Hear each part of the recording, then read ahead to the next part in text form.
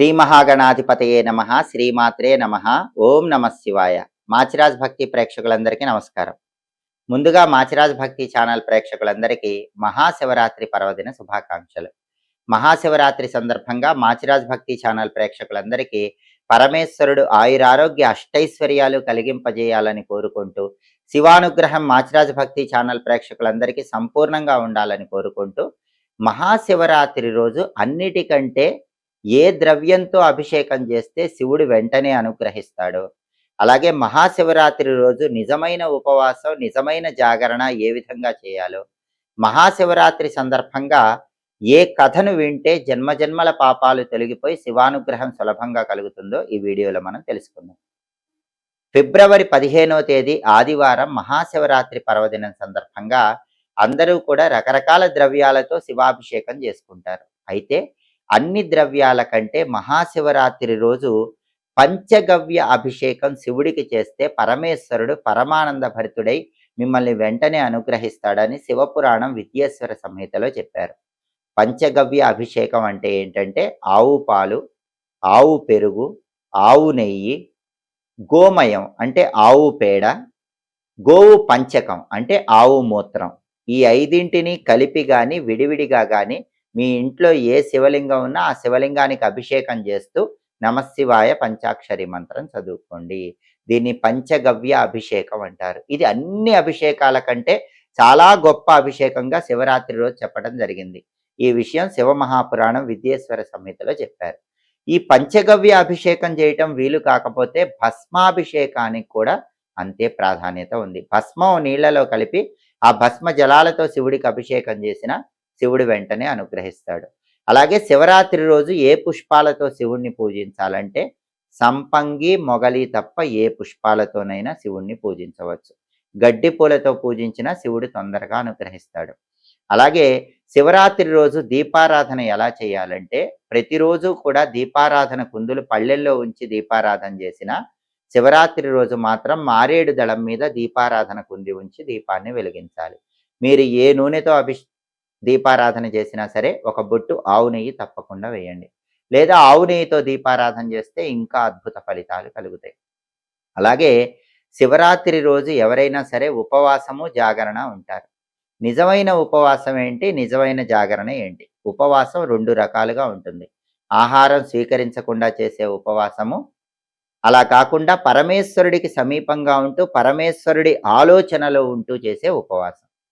12 ఏళ్ల లోపు వాళ్ళకి, 65 సంవత్సరాలు దాటిన వాళ్ళకి ఆహారం స్వీకరించకుండా చేసే ఉపవాసం లేదు. గర్భిణులకి, అనారోగ్యాలు ఉన్న వాళ్ళకి, బాలింతలకి ఆహారం స్వీకరించకుండా ఉండే ఉపవాసం లేదు. మిగిలిన వాళ్ళకు మాత్రమే ఆహారం స్వీకరించకుండా రోజంతా పళ్ళు పాలు స్వీకరిస్తూ ఉపవాసం ఉండాలి. మరి 12 సంవత్సరాల లోపు 65 సంవత్సరాలు దాటిన వాళ్ళు, గర్భిణులు, బాలింతలు, అనారోగ్యవంతులు ఏ ఉపవాసం ఉండాలంటే శివుడికి సమీపంగా ఉండే ఉపవాసం ఉండాలి. అంటే శివుడి గురించి ఆలోచించాలి, శివనామస్మరణ చేయాలి. ఇలా 2 రకాలైన ఉపవాసాల్లో ఏదో ఒక ఉపవాసం చేయవచ్చు. 2 చేస్తే చాలా మంచిది. ఆ తర్వాత నిజమైన జాగరణ అంటే ఏంటంటే, జాగరణ అంటే మేల్కోవటం.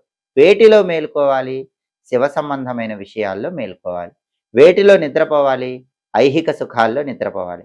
శివరాత్రి రోజు జాగరణ పేరుతో సినిమాలకు వెళితే ఎలాంటి ఉపయోగము ఉండదు. ఎందుకంటే అవి ఐహిక విషయాలు. మనం శివ సంబంధమైన విషయాల్లో మేల్కోవాలి. శివనామస్మరణ చేయటం, శివ స్తోత్రాలు వినటం, శివాలయంలో ఉండటం, ఇంట్లో శివుడికి పూజ చేసుకోవటం, అలా జాగరణ చేస్తే అది నిజమైన జాగరణ. అంతేగాని వినోదాత్మకమైన కార్యక్రమాలు చూస్తూ జాగరణ చేస్తే అది జాగరణ కాదు. నిజమైన జాగరణ చెయ్యండి. నిజమైన ఉపవాసం పేరుతో శివుడి నామస్మరణ చేస్తూ శివుడికి సమీపంగా ఉండండి. అలాగే శివరాత్రి రోజు ఎవరైనా సరే ఏ పూజలు చేయలేని వాళ్ళు ఏం చేయాలి? మానసిక శివ పూజ చేయాలి.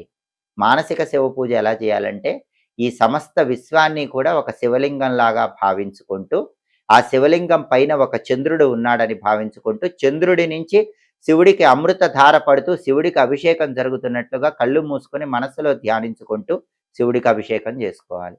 అంటే మనస్సులోనే శివుడికి అభిషేకం జరుగుతున్నట్టుగా, సమస్త విశ్వమే శివలింగంలాగా ఉన్నట్లుగా, పైన ఉన్న చంద్రుడు అమృతంతో అభిషేకం చేస్తున్నట్లుగా మనస్సులో భావించుకుంటూ ధ్యానంలో నమశివాయ జపించుకోవచ్చు.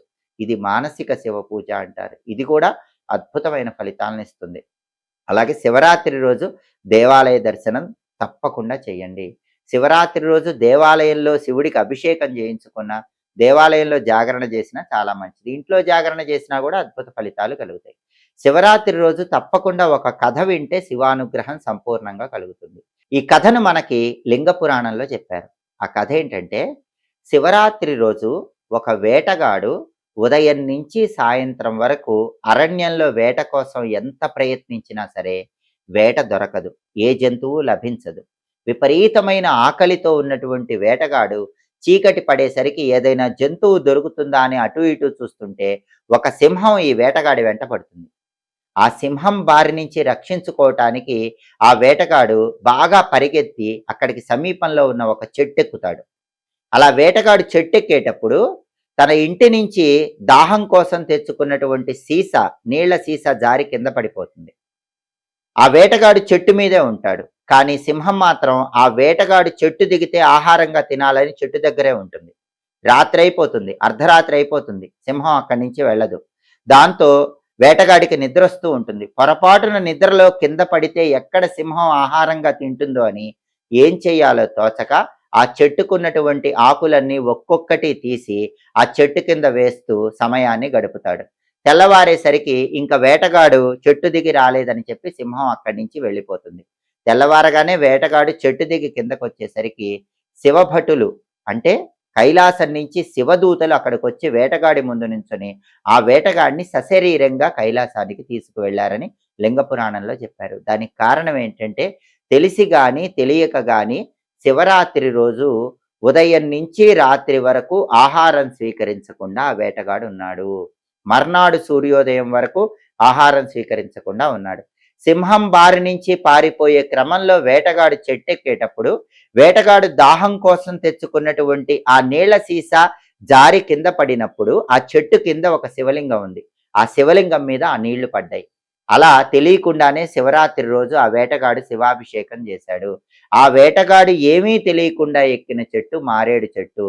పొరపాటున నిద్రలో కింద పడితే సింహం ఎక్కడ తింటుందో అన్న భయంతో రాత్రంతా నిద్ర రాకుండా ఉండటానికి ఆ చెట్టు ఆకులు తెంపి కింద వేసిన చెట్టు మారేడు చెట్టు. తెలియకుండానే మారేడు చెట్టు ఆకులు కింద ఉన్న శివలింగం మీద వేశాడు.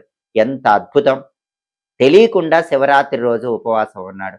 తెలియకుండా శివుడికి అభిషేకం చేశాడు. తెలియకుండా శివరాత్రి రోజు మారేడు దళాలతో, బిల్వ దళాలతో శివ పూజ చేశాడు. రాత్రంతా సింహం ఎక్కడ తింటుందో అని తెలియకుండా జాగారం చేశాడు. సూర్యోదయం కాగానే శివభటులు వచ్చి కైలాసానికి తీసుకువెళ్లారు. కాబట్టి నిష్కల్మషమైనటువంటి భక్తితో ఎవరైతే శివరాత్రి రోజు ఉపవాసం పేరుతో శివుడి గురించి ఆలోచిస్తూ, జాగరణ పేరుతో శివుడి గురించి ఆలోచిస్తూ, శివనామస్మరణ చేస్తూ, శివాభిషేకం చేస్తూ మారేడు దళాలతో శివుడిని పూజిస్తారో వాళ్ళకి తప్పకుండా శివానుగ్రహం కలుగుతుందని లింగ పురాణంలో ఉన్న ఈ కథ మనకు తెలియజేస్తుంది. ఈ కథను వింటేనే శివరాత్రి రోజు సర్వ పాపాలు తొలగిపోతాయి. శివరాత్రి మర్నాడు కూడా కొన్ని నియమాలు పాటిస్తే చాలా మంచిది. చాలా మంది శివరాత్రి జాగారం చేసి మర్నాడు ఉదయం పూట నిద్రపోతారు. నిజానికి మర్నాడు ఉదయం కూడా శివ పూజ చేసి ఆ తర్వాత వీలైనంత వరకు నిద్రపోకుండా సాయంకాలం చంద్రుడు కనిపించాక ఎవరికైనా అన్నదానం చేసి ఆ తర్వాత నిద్ర స్వీకరిస్తే, ఆ తర్వాత ఆహారం స్వీకరించి నిద్రకు ఉపక్రమిస్తే ఇంకా అద్భుత ఫలితాలు కలుగుతాయి. శివరాత్రి మర్నాడు రథోత్సవాలు నిర్వహిస్తారు. ఆ రథోత్సవం దర్శనం చేసుకున్న అద్భుత ఫలితాలు కలుగుతాయి.